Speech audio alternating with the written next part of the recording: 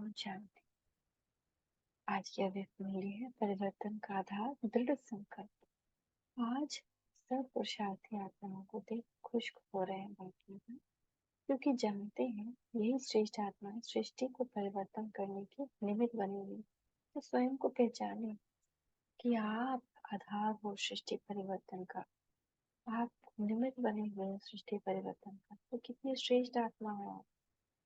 एक एक श्रेष्ठ आत्मा नंबर वार कितनी कमाल कर रही है। वर्तमान समय भले कोई भी कमी व कमजोरी है, लेकिन भविष्य में यही आत्माएं क्या से क्या बनने वाली है और क्या से क्या बनाने वाली है। तो देखिए बाबा आपको कितना अच्छा देख रहे हैं। भले आज कोई कमी कमजोरी है, वित्वेला नहीं कर रहे हैं या यूं नहीं कर रहे हैं, लेकिन बाबा आपको देख रहे हैं कि आप ही चेंज होने वाले हो, आप ही महान श्रेष्ठ होने वाले हो और आप ही महान श्रेष्ठ बनाने वाले हो इस भविष्य, इस भारत को, देश को, इस दुनिया को। बाबा आपको कितना सुंदर देख रहे हैं। अपने को भी वैसे ही देखे कि मैं महान आत्मा हूँ, श्रेष्ठ आत्मा हूँ, मेरे ऊपर इतनी जिम्मेदारी है। तो भविष्य को देख आप सभी की संपूर्ण स्टेज को देख हर्षित हो रहे हैं। बाबा देख रहे हैं हमारा संपूर्ण स्टेज, हम नहीं देख पा रहे, बाबा देख रहे हैं। सभी से बड़े से बड़े रूहानी जादूगर हो ना। बाबा हमको कह रहे हैं आप रूहानी जादूगर हो ना। जैसे जादूगर थोड़े ही समय में बहुत विचित्र खेल दिखाते हैं, वैसे आप रूहानी जादूगर भी अपनी रूहानियत की शक्ति से सारे विश्व को परिवर्तन लाने वाले हो। कंगाल को भी डबले ताल धारी बनाने वाले हो। डबल ताल धारी। तो हम रूहानियत यानी आत्मिक स्थिति अगर हम रखते हैं तो हर किसी को परिवर्तन कर सकते हैं, सबको डबल ताल धारी बना सकते हैं। परंतु इतना बड़ा कार्य स्वयं को बदलने अथवा विश्व को बदलने का एक ही दृढ़ संकल्प से करने वाले हो। एक ही दृढ़ संकल्प से अपने को बदल देते हैं। एक ही दृढ़ संकल्प बाबा कह रहे हैं तुमको, हमको लेना। वो कौन सा दृढ़ संकल्प? जिस एक संकल्प से अनेक जन्मों की विस्मृति के संस्कार स्मृति में बदल जाए। जो हमारे दैवी संस्कार हम भूल गए हैं वो वापस स्मृति में आ जाए। वो कौन सा संकल्प है भी एक सेकंड की बात जिससे स्वयं को बदल दिया। एक ही सेकंड और एक ही संकल्प यह धारण किया कि मैं आत्मा हूँ। यह दृढ़ संकल्प कि मैं आत्मा हूँ, मैं आत्मा। इस संकल्प से ही अपनी सभी बातों में परिवर्तन में लाया। ऐसे ही दृढ़ संकल्प से विश्व को भी परिवर्तन में लाते हैं। यही एक संकल्प से ना हम लोग इस ज्ञान योग में आए, यही एक विश्वास से। तो अब बाबा कह रहे रूहानियत कैसे लाओगे आप? कौन सा दृढ़ संकल्प करना है? ये तो पहला दृढ़ संकल्प था कि मैं आत्मा हूँ। तो ये दृढ़ संकल्प आने से ही हर बार परिवर्तन हो गए, विश्व परिवर्तन भी लाते हैं। तो वही दृढ़ संकल्प कौन सा लाना है? दृढ़ संकल्प कि हम ही विश्व के आधार मूर्त उद्धार मूर्त हैं, अर्थात विश्व कल्याणकारी है। इस संकल्प को धारण करने से ही विश्व के परिवर्तन के कर्तव्य में सदा तत्पर रहते हैं। तो आज हमसे हम 50-100 बार अपने आप को याद दिलाए, मैं ही आधार मूर्त उद्धार मूर्त हूँ, विश्व की विश्व कल्याणकारी आत्मा हूँ। मैं ही तो मैं ही हूँ, मैं ही हूँ। बार बार याद दिलाए। तो इस संकल्प को धारण करने से ही विश्व के परिवर्तन के कर्तव्य में सदा तत्पर रहते हैं। तो एक ही संकल्प से अपने को व विश्व को बदल लेते हैं। ऐसे रूहानी जादूगर हो। वह जादूगर तो अल्पकाल के लिए चीजों को परिवर्तन में लाकर दिखाते हैं, लेकिन आप रूहानी जादूगर अविनाशी परिवर्तन, अविनाशी प्राप्ति करने कराने वाले। तो ना हम करते हैं तो दूसरे को कराते भी हैं। तो सदा अपने श्रेष्ठ कर्तव्य और श्रेष्ठ कर्तव्य को सामने रखते हुए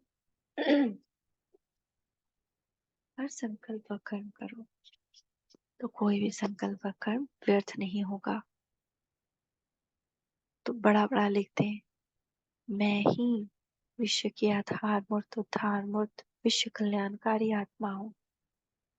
तो फिर कोई भी बुरा कर्तव्य नहीं होगा, व्यर्थ नहीं होगा। चलते पुराना शरीर पुरानी दुनिया में रहते हुए अपने श्रेष्ठ मर्तबे और श्रेष्ठ कर्तव्य को भूल जाने के कारण अनेक प्रकार की भूलें हो जाती हैं। हम भूल जाते हैं कि हम कौन हैं, तो बहुत सारी भूलें कर देते हैं। अपने आप को भूलना, यह भी भूल है ना।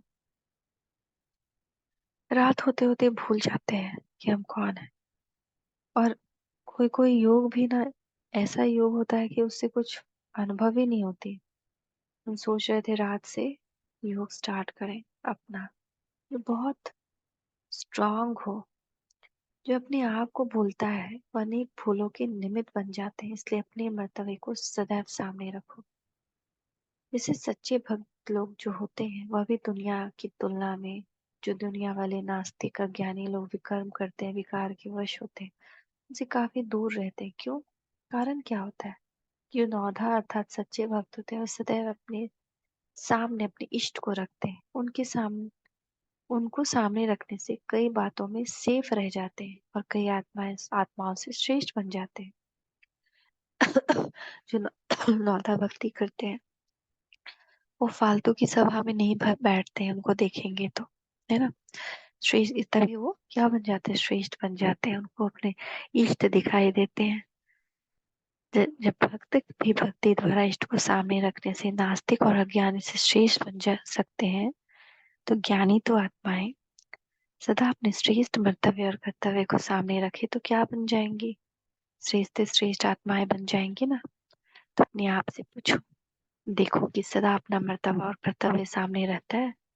बहुत समय भूलने के संस्कार को धारण किया, लेकिन अब भी अगर बार बार भूलने के संस्कार धारण करते रहेंगे तो स्मृति स्वरूप का जो नशा व खुशी प्राप्त होनी चाहिए वो कब करेंगे?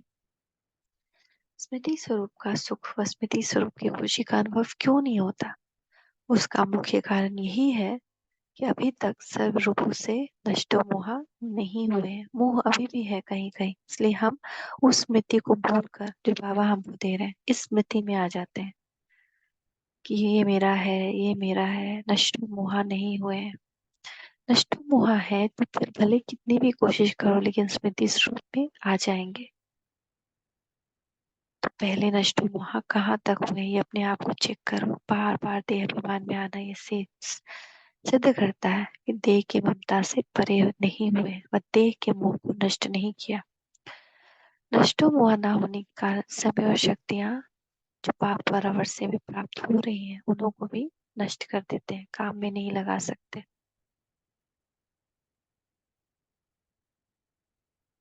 तो मिलती तो सभी को है शक्ति, लेकिन शक्ति नष्ट हो जाती है, नष्ट हो मोह नहीं बनते हैं।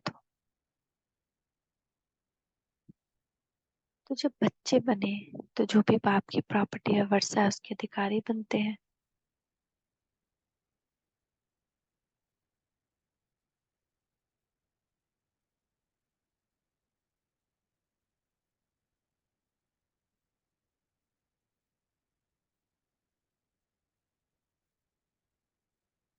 बाबा कह रहे हैं तो सर्व आत्माओं की सर्व शक्तियों का वर्षा मिलता ही है, लेकिन उन सर्व शक्तियों के वर्षे को काम में लगाना और अपने आप को उन्नति में लाना यह नंबरवार पुरुषार्थ अनुसार होता है।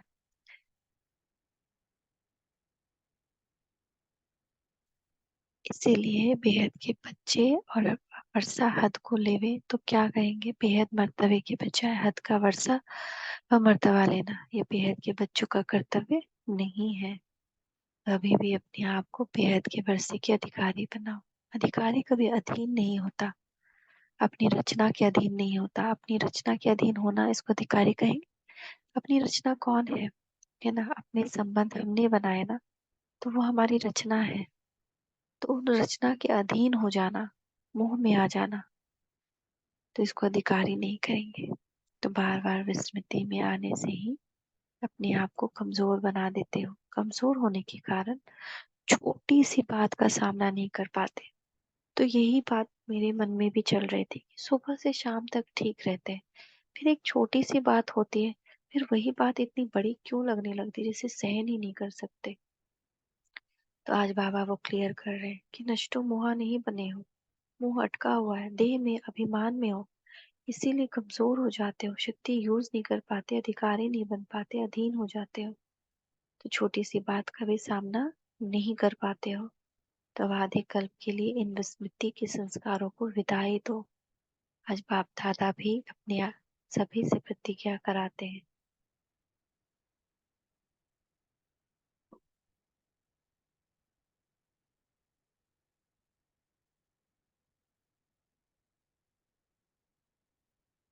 प्रतिज्ञा क्या करा रहे हैं?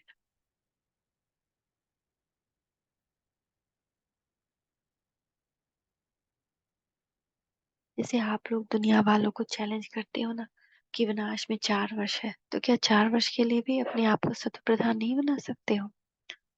जैसे दुनिया को चैलेंज करते हो, वैसे आप भी 4 वर्ष के लिए विस्मृति के संस्कारों को विदाई नहीं दे सकते हो।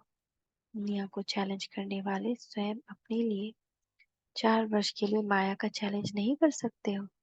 4 वर्ष के लिए माया जीत नहीं बन सकते हो। जब उन्हों को हिम्मत दिलाते हो, उल्लास में लाते हो, तो क्या अपने आप में अपने प्रति अपने आप को हिम्मत उल्लास नहीं दे सकते हो? तो आज से सिर्फ 4 वर्ष के लिए प्रतिज्ञा करो कि कभी किसी रूप में भी, किसी परिस्थिति में भी माया से हारेंगे नहीं, लेकिन लड़ेंगे और विजयी बनेंगे। तो 4 वर्ष के लिए यह कंगन नहीं बांध सकते। जिन्हों को नॉलेज नहीं, शक्ति नहीं, उन्हों को भी राखी बांध बांध कर प्रतिज्ञा कराते हो। और जो बहुत काल से नॉलेज, संबंध और शक्ति को प्राप्त करने वाले हो, तो श्रेष्ठ आत्माएं, महावीर आत्माएं, शक्ति स्वरूप आत्माएं, पांडव सेना, क्या ये प्रतिज्ञा की राखी नहीं बांध सकती हो? क्या अंत कमजोरी और कमी को अपना साथी बनाना चाहते हो? तो आजकल साइंस द्वारा भी सेकंड में कोई भी वस्तु को भस्म कर लेते हैं ना। साइंस कितनी आगे हो गई है। लेजर से बॉडी का स्टोन भस्म हो जाता है, या देखिए शमशान घाट पे पूरा का पूरा बॉडी 1 सेकंड में भस्म हो जाता है।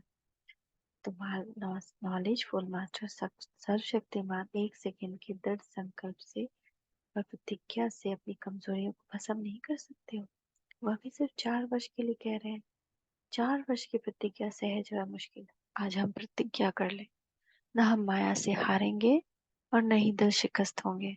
हम उमंग उत्साह खुद को देंगे नहीं, अपने आप से बात करेंगे। तुम हो श्रेष्ठ आत्मा, तुम हो महान आत्मा, तुम जीत सकते हो। ये छोटी सी बात है, इसको तुम क्रॉस कर सकते हो। शांत हो जाओ, बाबा की छाया में बैठ जाओ। तो औरों को तो बड़ी फोर्स फलक से ये पॉइंट देते हो, तो जैसे औरों को फलक और फखुर से कहते हो, वैसे अपने आप में भी विजय बनने की फलक और फखुर नहीं रख सकते हो। तो आज से कमजोरियों को कम से कम 4 वर्ष के लिए विदाई दे दो। सोच लें कि हम 4 वर्ष के लिए वन में आए हुए हैं, और इस वन में कौन क्या कर रहा है हमको नहीं देखना। हमको 4 वर्ष के लिए बस एडजस्ट करना है। 4 वर्ष आपके लिए 4 सेकेंड है ना। अभी यहाँ हो, अभी वहां हो, अभी अभी पुरुषार्थी, अभी भी फरिश्ता स्वरूप। इतना समीप, इतनी संपूर्ण स्थिति दिखाई नहीं दे रही?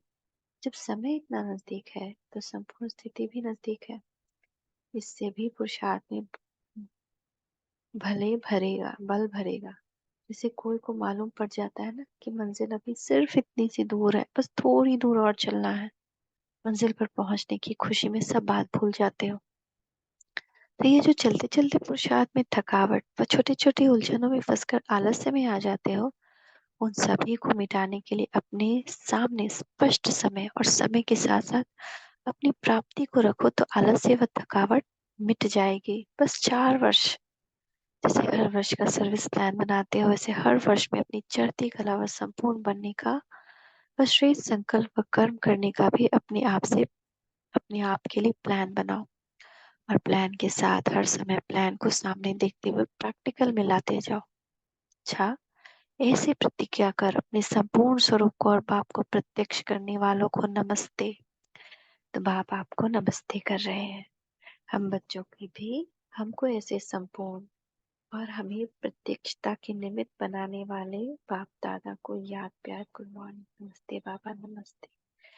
शुक्रिया बाबा, शुक्रिया। ओम शांति, ओम शांति, ओम शांति।